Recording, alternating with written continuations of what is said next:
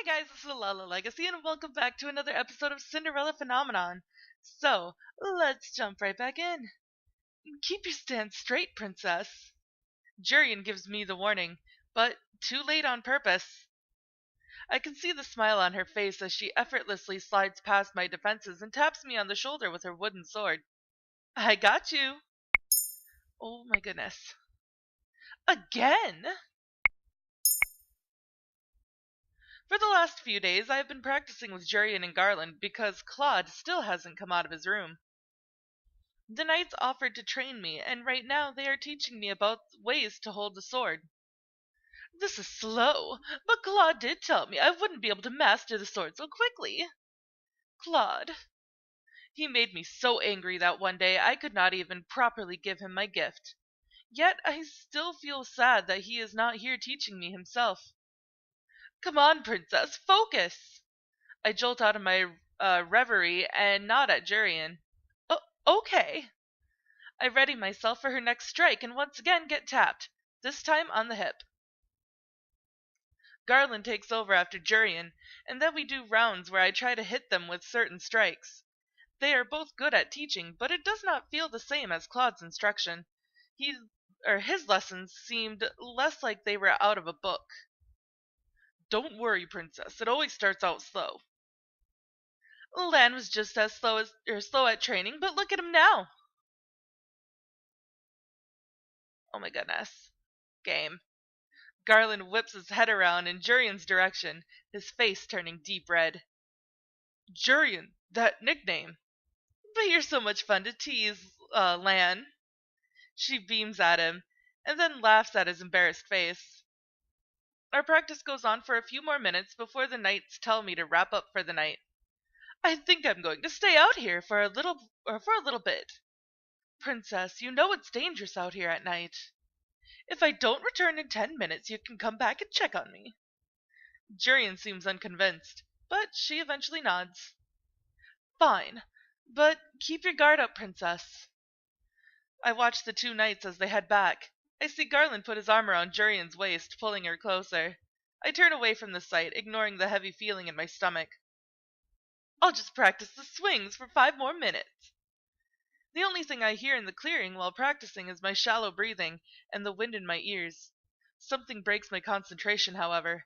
I see a glimmer of color in the forest, and I instantly stop, my hands growing tense on the wooden sword. What was that?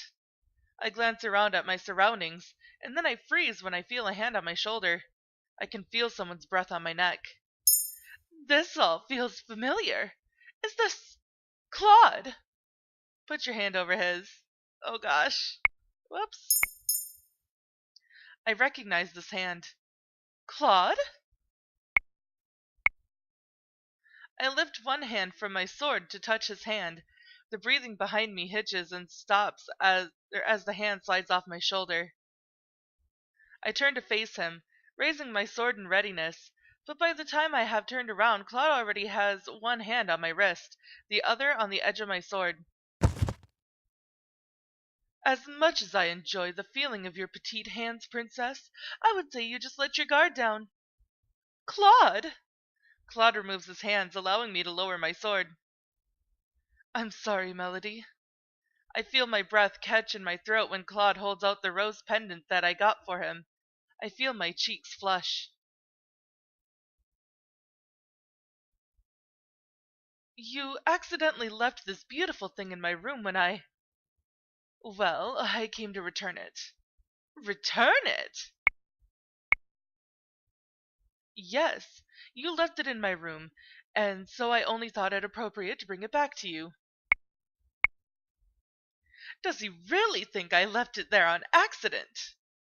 Why would I leave it in your room on accident? What? I bought it for you, and I wanted to give it to you, but you were acting so strangely, and... Claude's eyes widen, the surprise clear on his face. Melody, you bought this for me. Why does he look so shocked? Claude looks at me in awe for a few moments. His eyes go back down to the locket. He traces a finger around the intricate shape, his eyebrows slowly furrowing. It's to thank you for everything that you've done for me. Melody. This is beautiful. He lets the chain fall through his fingers as he stares at the rose pendant with adoration. I feel my heartbeat stutter as he turns to regard me with the same gentle smile. He leans forward and my breathing stops as he reaches out to hold up my glass slipper necklace. He's standing so close to me.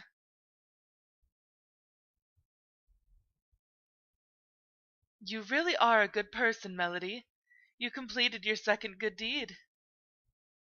I think some kind of congratulations is in order. Is there anything you want that I can give you? I look up at him and notice that Claude's smile doesn't reach his eyes. He still looks so sad.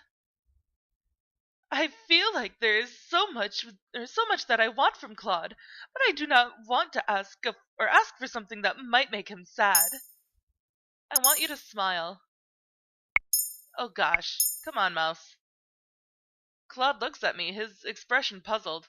He chuckles softly. But I am smiling. No, I want a real smile. One that isn't so sad. Ah, you saw right through me. We have been partners for long enough. How about this one? He smiles a little awkwardly, and the quirk of his lips looks more embarrassed than bright. I raise an eyebrow in confusion. No need for that look, darling. I really do appreciate your worry for me. I... Karma suddenly stops, eyes wide. He puts his hand on his chest and takes a step away from me, his fingers clutching at the fabric of his shirt. Claude has a pained expression on his face, only making me more anxious. Not now. Claude, are you okay? What's wrong? Melody, don't worry about it. He lowers his hand, with the pained smile slowly fading from his face. This does little to reassure me. Was it my fault that you were locked in your room for so long? He just looks so pained to be anywhere near me. No, most definitely not. I was feeling under the weather. And also bitter. Bitter? Why would he feel bitter? But it's not for you to worry about, darling. For now, we should head back. It's late, and you need rest. I just got back from patrol, so I would like to rest as well. Is there anything else I can do for you? No, sweet Melody. You've already done enough for me. He clutches the rose locket to his chest and sighs out a little, with a gentle smile. This smile feels real to me. This is a beautiful gift, and I will treasure it always. Thank you, Melody. Now, shall we head back? I nod at him, and we silently walk back to the margin. When we make it back to the tavern, I feel tired, but also lighter than I have for weeks. Claude wishes me a good night before slowly walking off to his room, holding the rose locket I gave him tightly. Today I am walking around town to do some errands with Claude. It has been quite a while since we have done this. Though we are here to run errands, there is also something else that drew me into town today. Yesterday, Waltz came back to the margin and told us of an announcement the king was making today. Apparently, that announcement had been posted for at least a week's time, but Waltz had only caught on to it after hearing about it from the crowds after one of his puppet shows. I am not sure what this announcement entails, but I feel that I need to see the king make it with my own eyes. I can see more people milling about than usual, which means most of them must be waiting for the king to speak. I have a bad feeling about this. It is not strange for the king to make announcements, but this feels so sudden. And with everything else that's happened to me, I feel on edge. Wow, Melody, you made these bags sound a lot lighter than they'd actually be. Stop complaining, Miss Karma. You get valuable experience out of carrying bags. Seeing Claude complain is amusing, especially since I know he can handle the load. I feel like a servant. Oh, what does that make me when you made me carry all those bags before? An assistant? I roll my eyes at him. We're both working at the Marchen, you know. And then the thought strikes me. What do you even do at the Marchen? Claude looks surprised at my question, but then he quickly smiles at me. I train the knights, of course. I also attract customers with my beautiful reputation. I start laughing and Claude's face flushes. Darling, I get the feeling you're laughing at me. I wonder. We finish up the rest of our errands and then sit down in the town plaza to rest. Claude leaves briefly and returns with a slice of cake for both of us to share as a snack. I have a lot of things I want to ask him, and now feels like the right time to do so. May I ask you a question? Of course, darling, anything. Do you enjoy dressing like a woman? I don't mind it, really. I appreciate the beauty in anything. You girls get to wear quite an assortment of lovely dresses and makeup. It's quite beautiful. I feel more comfortable in my own clothes, but I don't mind dresses. I guess if you've had to wear a dress for so long, you'd get used to it. I have another question. And what would that be? When I was in your room the other day, you spoke about a woman. Were you talking about the witch who cursed you? Oh no, the woman I was talking about. He suddenly goes silent and lowers his head. His expression fades into something more melancholy, and I feel my heart lurch. Maybe I shouldn't have brought this up. To my surprise, Claude continues talking. Shortly after I came to Angiel, there was a woman that I met whose smile was as radiant as sunshine. She was beautiful, and when she laughed, everything felt right about the world. Hearing him talk about her makes me uncomfortable. Am I jealous? Claude watches me quietly, as if he's measuring my expression. Eventually he goes back to speaking. I knew her for many months. Time passed, and I thought we were truly in love, and then He goes silent for a few moments, his eyes distant, his expression pained. Well, some things happened, and I realized she only loved me because of my curse. She was drawn to me just as any other woman is. She seemed so genuine in comparison to the other women, but in the end, Claude trails off and lets out an exasperated sigh. You were truly in love with her. I was. I've dated many women, but I've never fallen in love with someone who has honestly loved me back. So then, the last person he loved was that one woman. Claude looks at me for a few moments and he does not speak. Melody, do you mind if I ask you a question? No, I don't mind. Have you ever loved anyone? My mother, of course. Oh my gosh, stop it, Mouse. I was referring to a romantic kind of love. Romantic kind of love? Oh, what does that kind of love feel like?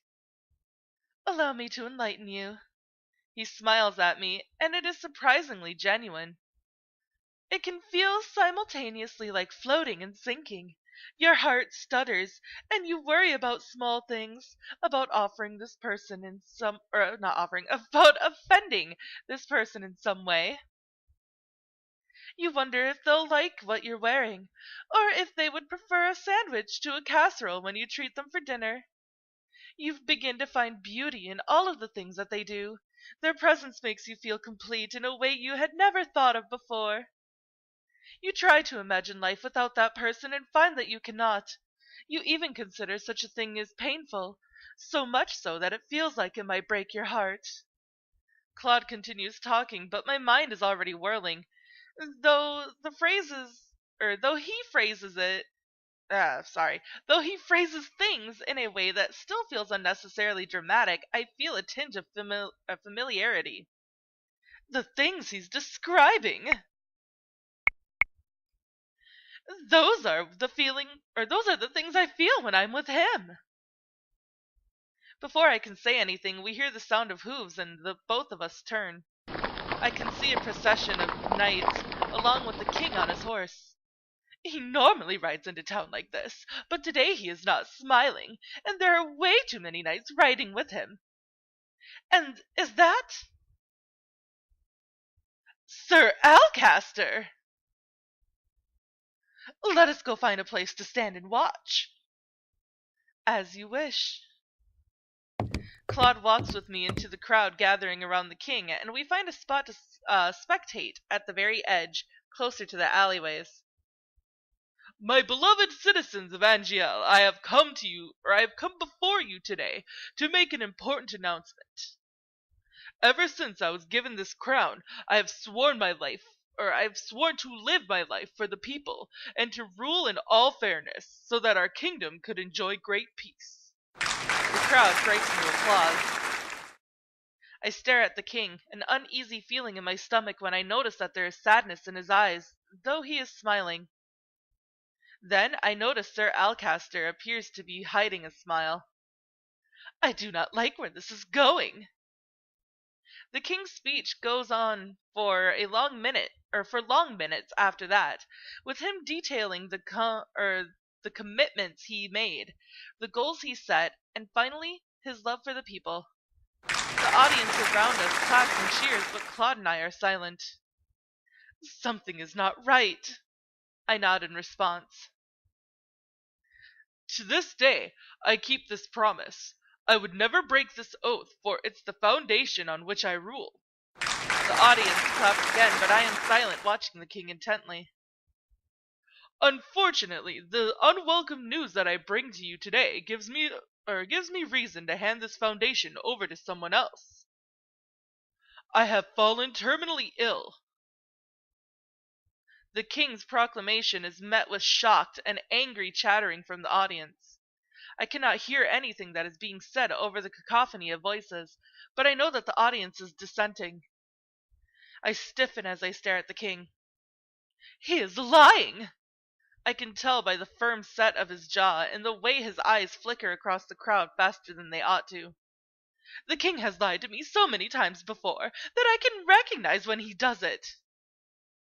I know that this unfortunate news must come as a shock, but this is an illness for which there is no current cure. As for the question of my successor, he trails off for a few moments, and I think I see something in his eyes that hints at urgency, but I'm not sure why. Crown Prince Amelanie is unmarried and still too young to rule on her own. I feel a pang of irritation and confusion. Another lie! Amelanie could rule just fine with the help of Sir Mithros and the others. After much thought, I have come to the conclusion that our kingdom, which still continues to face danger from the witches, is best put in the capable hands of the commander of the Order of Caldera, Sir Alcaster. What? I cannot hide my shock. The rest of the audience reacts similarly, their sudden outburst of testament to their confusion. While I will be providing support and assistance from the sidelines, I cannot, in all good grace, continue to wear this crown when I know I cannot serve my people as they deserve. Simply put, I believe that the witches have gained more power in the recent months, and that Sir Alcaster is best suited to deal with these conflicts.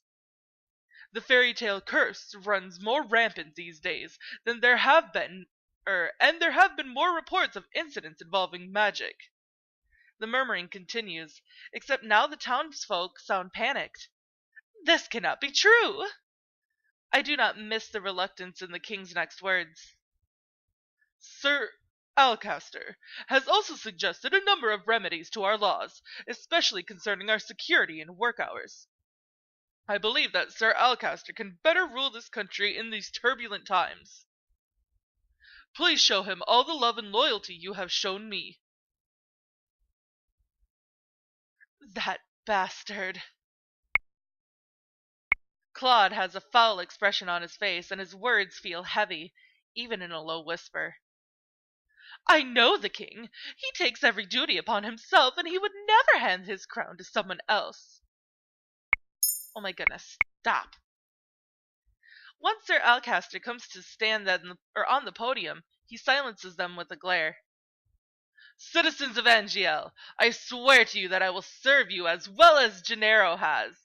That being said, I also believe some changes will need to be made. But that is all the time that I have for this episode, guys. So, if you liked it, please give it a big thumbs up down below. And if you haven't already, subscribe. By subscribing, you're becoming part of a legacy. I love you guys so much, and I will see you in the next video. Bye-bye!